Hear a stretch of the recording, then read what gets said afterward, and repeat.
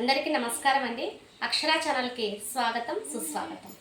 రేపు తెలుగు భాష దినోత్సవం గురించి జరుపుకుంటున్నాం కదా. మరి తెలుగు భాష దినోత్సవం ఎందుకు జరుపుకుంటున్నామో తెలుసుకుందాం. గిడుగు రామూర్తి గారి పుట్టినరోజు సందర్భంగా మనం ఈరోజు తెలుగు భాష దినోత్సవాన్ని జరుపుకుంటున్నాం. ఆయన బహుభాషా శాస్త్రవేత్త, ఇంకా వ్యావహారిక భాష ఉద్యమ పితామహుడు. వ్యవహారిక భాష అంటే ఏంటంటే మనం తరచుగా మాట్లాడుకునేటువంటి భాష, అది వ్యావహారికమైనటువంటి భాష. ఆ తెలుగు భాష రావడానికి ఆయన ఎన్నో ఉద్యమాలు చేశాడు, ఎన్నో కష్టాలు పడ్డాడు. పూర్వం రోజుల్లో పండితులందరూ కూడా సంస్కృతంలో చదువుకునేవాళ్ళు. పండితులకు మాత్రమే ఆ చదువు ఉండేది. మిగిలినటువంటి పామరులైనటువంటి జనాలకు ఈ భాష అనేది అర్థమయ్యేది కాదు. ఇది గ్రహించినటువంటి గిడుగు రామూర్తి గారు భాష అంటే సరళంగా ఉండాలి, అందరికీ అర్థమయ్యే రీతిలో ఉండాలి, అందరూ చదువుకోగలిగే విధంగా ఉండాలి అన్న ఉద్దేశంతో ఈ తెలుగును వెలుగులోకి తెచ్చారు. ఇంకా ఈయన మాసపత్రికను కూడా వెలుగులోకి తెచ్చారు. ఈ తెలుగు రావడానికి ఆయన ఎంతగానో కృషి చేశాడనమాట.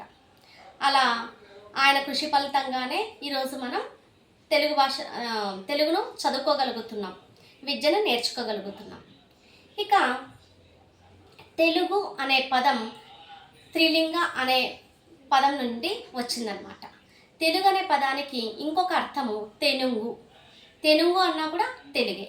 మరి తెనుంగు అనే పదం ఎలా వచ్చింది అని అంటే, తెలుగు భాష తేనెలొలికేటువంటి భాష, అంటే అంత మధురమైనది, అంత తీయనైనది కాబట్టి ఆ తెనుంగు అనే పదం వచ్చింది.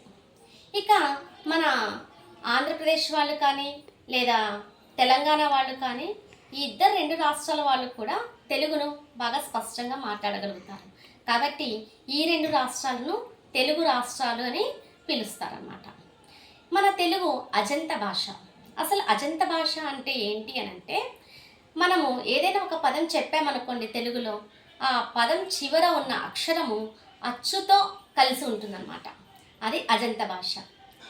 దీన్ని 15వ శతాబ్దంలో ఇటలీ శాస్త్రవేత్త ఆయన నికోలా కాంట్ అనేటువంటి శాస్త్రవేత్త ఈ తెలుగు ఇంత అద్భుతంగా ఉంది, తెలుగులో ఏ పదం మాట్లాడినా కూడా దాని చివరి పదంలో ఉన్న అక్షరము అచ్చుతో కలిసి ఉంటుంది అని దీనికి ఇటాలియన్ ఆఫ్ ద ఈస్ట్ అని పిలిచినారు.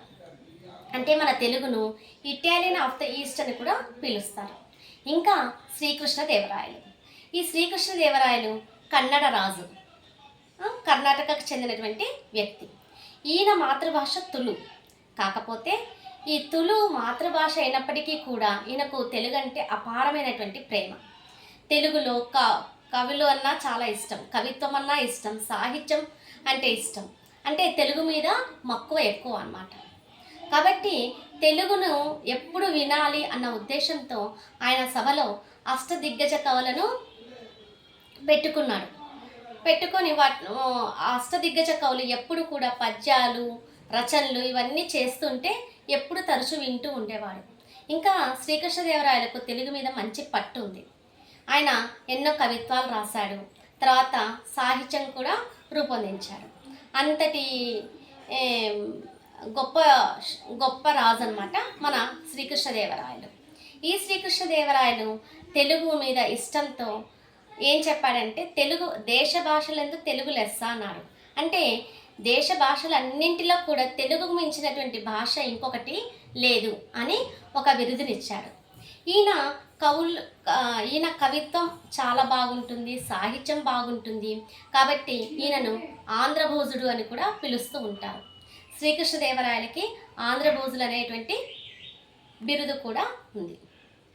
మరి అంత గొప్పనైనది, తీయనైనది మన తెలుగు భాష. మరి అలాంటి మన తెలుగు భాషను ఎప్పుడూ మన బాధ్యతగా కాపాడుకుందాం. Thank you.